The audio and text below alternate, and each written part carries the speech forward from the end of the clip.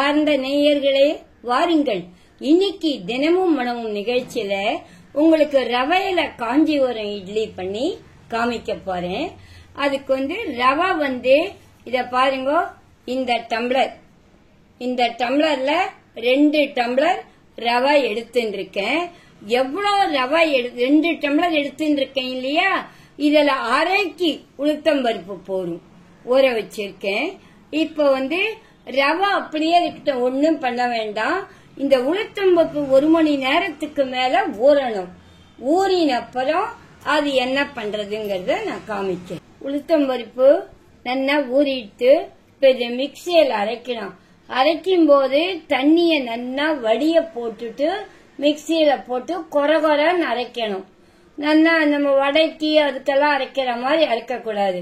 இதுக்கு தண்ணிய வடிய போட்டுட்டு கொஞ்சம் கொரகொரன்னு அரைச்சிக்கணும். இப்ப அதை அரைச்சிட்டு காமிக்கிறேன் உங்களுக்கு. அரைச்சிட்டேன், இத பாருங்க. இதோ தெரியுதா, கொரகொரன்னு. அதாவது பருப்பு ரொம்ப மசிய கூடாது.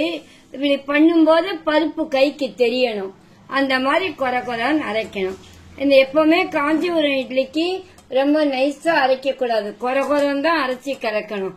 அதே மாதிரி இப்ப நல்லா தெரியுது பாருங்க, கொரகொரன்னு அரைச்சிருக்கிறது. இப்ப அந்த ரவையில போட்டு கரைச்சி வைக்கிறேன். கரைச்சி வச்சுட்டு ஒரு 3 மணி நேரத்துக்கு மேல ஊறணும். இப்ப இந்த ரவையோட சேர்த்து இத நல்லா கெட்டிமா கொஞ்சம் இட்லி பண்றதுக்கு இது பண்ணுவோமே, அந்த அளவுக்கு நம்ம இத கரைச்சி வைக்கணும்.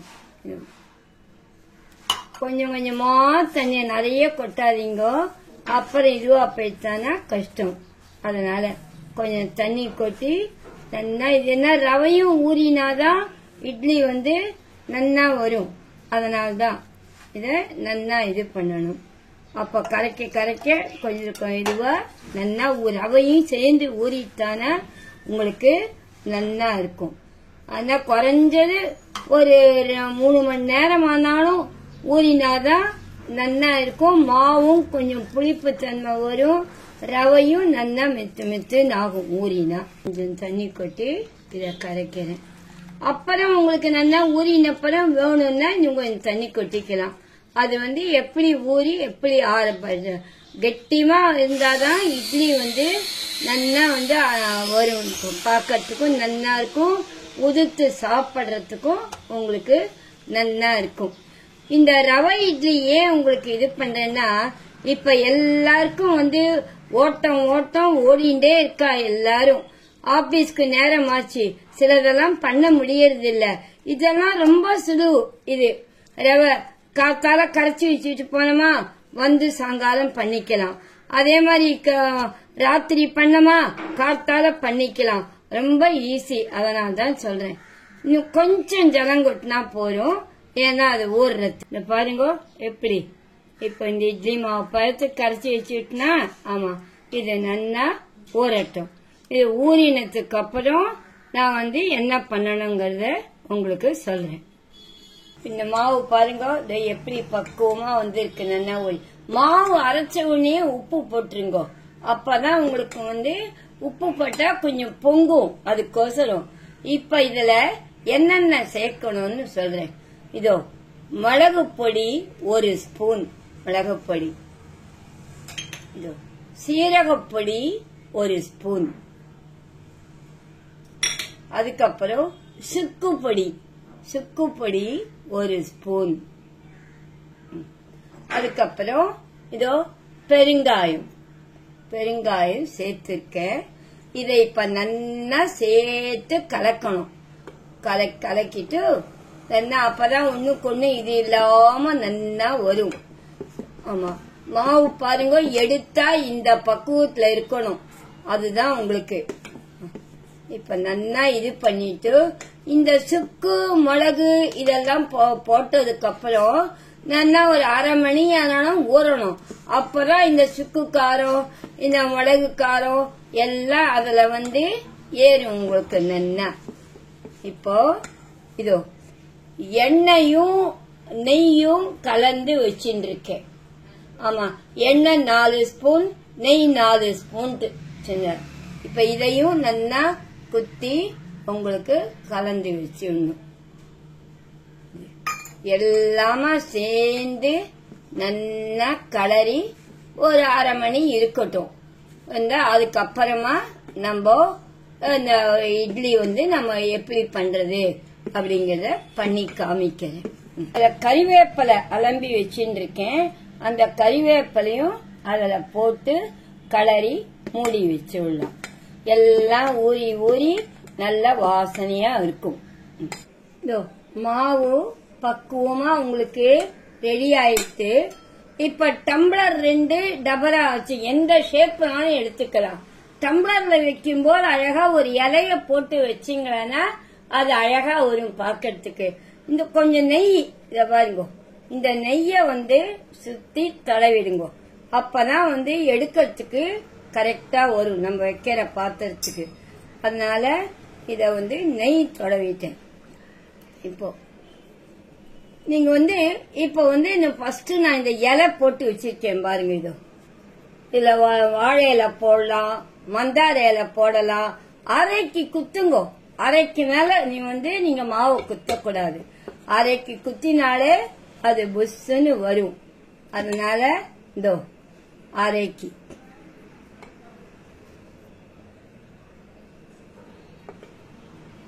இந்த பாருங்க, அரைக்கு குத்தி வச்சிருக்கேன்.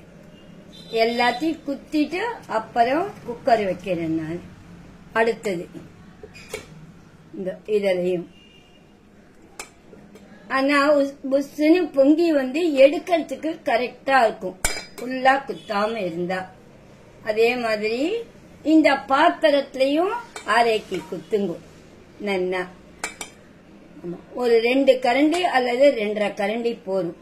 இது ஆமா, டபராக்கு இத ஒரு 1.5 கரண்டியே போதும். அவ்வளவுதான். இப்ப நான் எல்லாத்தையும் வைக்கிறேன். குக்கர்ல வைக்கலாம். குக்கர்ல வச்சப்புறம் 20 நிமிஷம் ஆகணும். அப்புறம் நீங்க பாருங்க எடுத்து.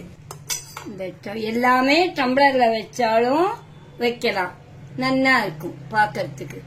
அந்த ஷேப் நம்ம இஷ்டம், எப்படி வேணாலும் வைக்கலாம். இத வச்சுட்டேன். இப்ப குக்கரை நல்லா மூடி வைக்கிறேன். இது இது போட வேண்டாம். உங்களுக்கு குக்கருக்கு விசில் போட வேண்டாம். கரெக்டா 20 நிமிஷம் கழிச்சு எடுத்து பாருங்க. நல்லா மேலுக்கு வந்திருக்கும் இட்லி. அப்ப எடுத்து பார்க்கலாம். கேஸ் ஆஃப் பண்ணிட்டேன். இப்ப திறந்து பார்க்கலாம்.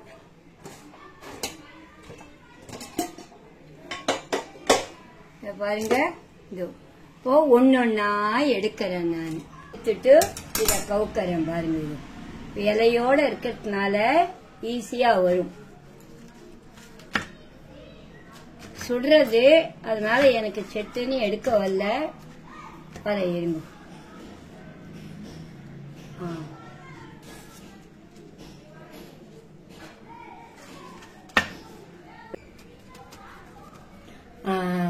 பாத்தீங்களா? ஆஹா, எவ்வளவு அழகா வந்திருக்கு. இதோ இந்த இலைய எடுத்துட்டேன்.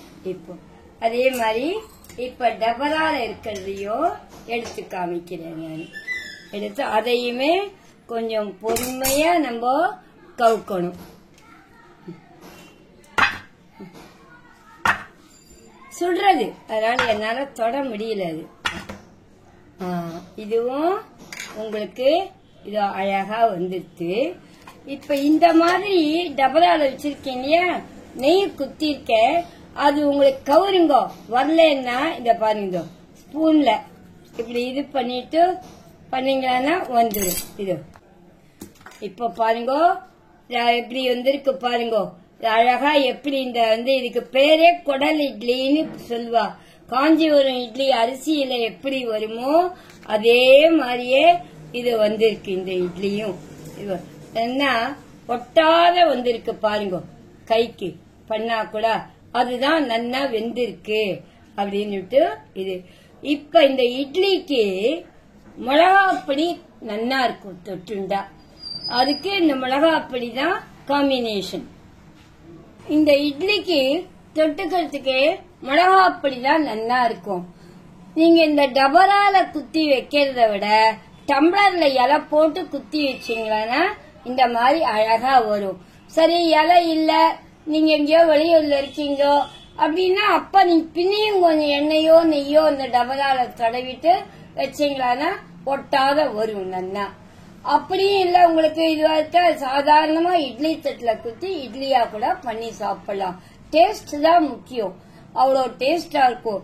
எல்லாத்த விட இந்த டம்ளர்ல இலை போட்டு வைக்கிறது தான் நல்ல டேஸ்ட் இருக்கும். இப்ப நான் காத்தால ஊற போட்டு இப்ப அது பண்ணதுனால புளிப்பு ரொம்ப இல்ல. எங்களுக்கு புளிப்பு வேண்டாம். உங்களுக்கு கொஞ்சம் புளிக்கணும் அப்படின்னாக்கா கொஞ்சம் தயிர் சேர்த்துக்கோங்க. இல்லையா ராத்திரியே ஊற வச்சு அரைச்சிட்டு காத்தால யூஸ் பண்ணிக்கோங்க, இல்லாட்டி மத்தியானமா யூஸ் பண்ணிக்கோங்க. ரொம்ப டேஸ்டா இருக்கும். என்ன நேயர்களே, இந்த காஞ்சிபுரம் இட்லி உங்களுக்கு பிடிச்சிருக்கா? காஞ்சிபுரம் ரவா இட்லி நீங்க கண்டிப்பா ஃபீட்பேக் பண்ணணும். மீண்டும் அடுத்த நிகழ்ச்சியில் உங்களை சந்திக்கும் வரை உங்கள் கனகா பாட்டி.